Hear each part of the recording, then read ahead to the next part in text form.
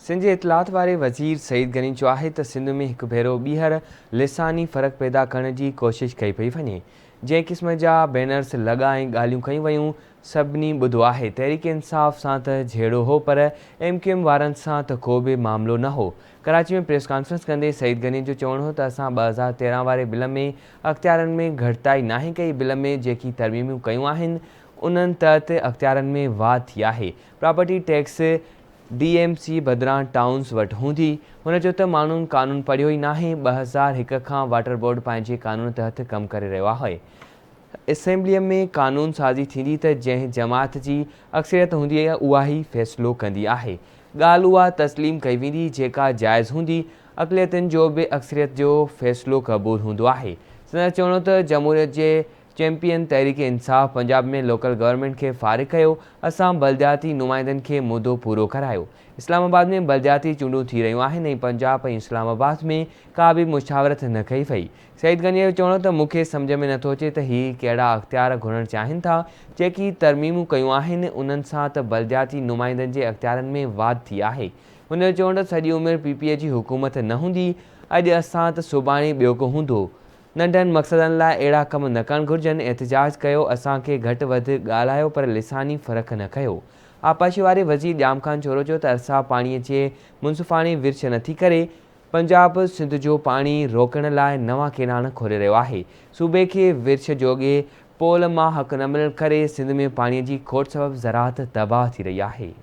तनकीद करना, उस पे हुकूमत के ऊपर इल्ज़ामात लगाना, अपनी तजावीज़ देना, मुतालबा करना, मुज़ाहरा करना, जलसा करना, ये सब का हक़ है।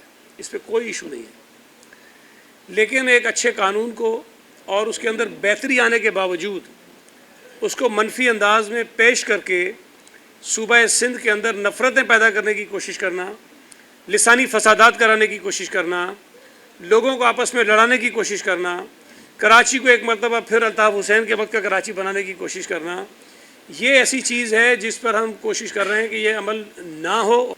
इस वक्त जो तरामीम हमने की हैं उस कानून को हमने बेहतर किया है और कुछ चीज़ें जो 2001 के कानून में भी नहीं थीं वो हमने इस मरतबा मेयर को दी हैं।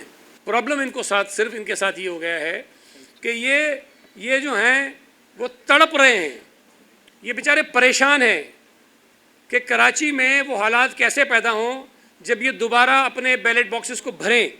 कराची में वो हालात अब नहीं हैं। इनको बेचैनी ये है और ये हालात पैदा उस वक्त होंगे जब खुदा न खास्ता इनको दोबारा वो मौके मिले कि वो यहाँ पर खुरेजी करें। हम इन दहशत गर्दों को दोबारा कराची में दहशत गर्दी नहीं करने देंगे, ये बात वो जहन में रख लें।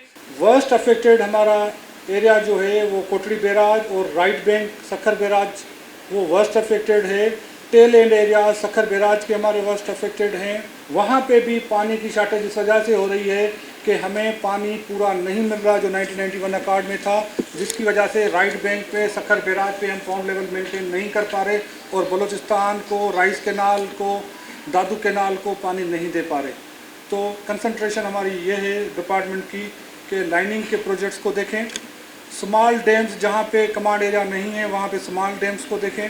लाइनिंग से हम कुछ पानी बचा पाएंगे।